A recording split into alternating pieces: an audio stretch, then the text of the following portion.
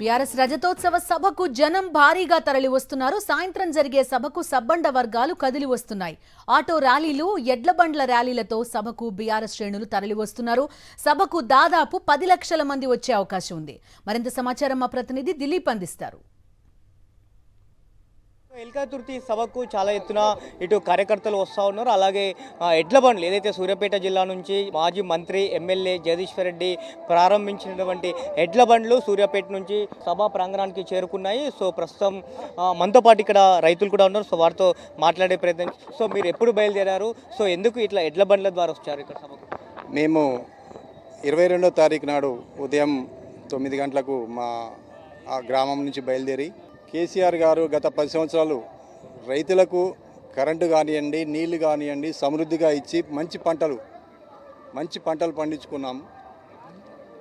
రైతు బంధు, రైతు బీమా లాంటి పథకాలు కూడా మాకి ఇచ్చి రైతులకు ఎంతో సాయం చేసి రైతు బాంధవునిగా తయారు చేసినటువంటి నాయకుడు కనుక వారి సభని చేరుకొని సభకు వచ్చినటువంటి కేసీఆర్ గారికి ఇప్పుడు జరుగుతున్నటువంటి మా బాధలు తెలియజేయాలని చెప్పేసి మేము ఎడ్ల బండ్ల ద్వారా రావడం జరిగింది.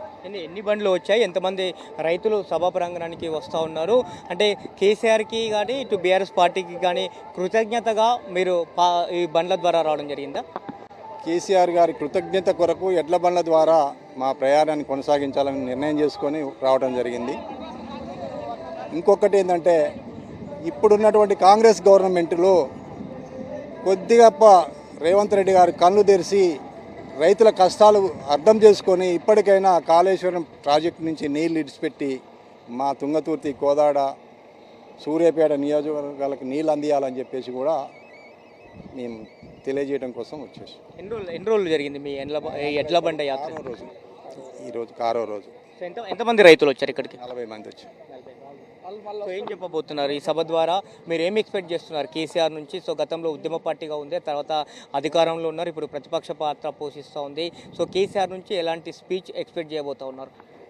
కేసీఆర్ గారు ప్రతిపక్షంలో ఉన్నాడు కనుక మా రైతుల తరఫున కొట్లాడి మాకు కావాల్సినటువంటి నీరు, కరెంటు, రైతు బంధు, రైతు బీమా ఇచ్చేంత వరకు కూడా పోరాటం చేయాలని చెప్పేసి మేము తెలియజేస్తానికి వచ్చాం. మొత్తానికి ఇటు కొంతమంది రైతులు పాదయాత్రగా సభా ప్రాంగణానికి చేరుకుంటున్నారు. సో మరికొంతమంది రైతులు ఇలా ఎడ్ల బండ్ల ద్వారా తమ నిరసన తెలుపుతూ కూడా, అంటే ప్రభుత్వం పైన నిరసన తెలుపుతూ కూడా ఇటు బీఆర్ఎస్ పార్టీకి సంఘీభావంగా, అలాగే కేసీఆర్ గతంలో చేసినటువంటి మంచి పనులకు, అంటే రైతులకు చేసినటువంటి పనులకు కృతజ్ఞతగా సభా ప్రాంగణానికి అయితే చేరుకున్నటువంటి పరిస్థితి కనిపిస్తుంది. వీడిని సమర్థ కరెస్పాండెంట్ దిలీప్, సాక్షి, వరంగల్ జిల్లా ఎల్కతుర్తి నుంచి.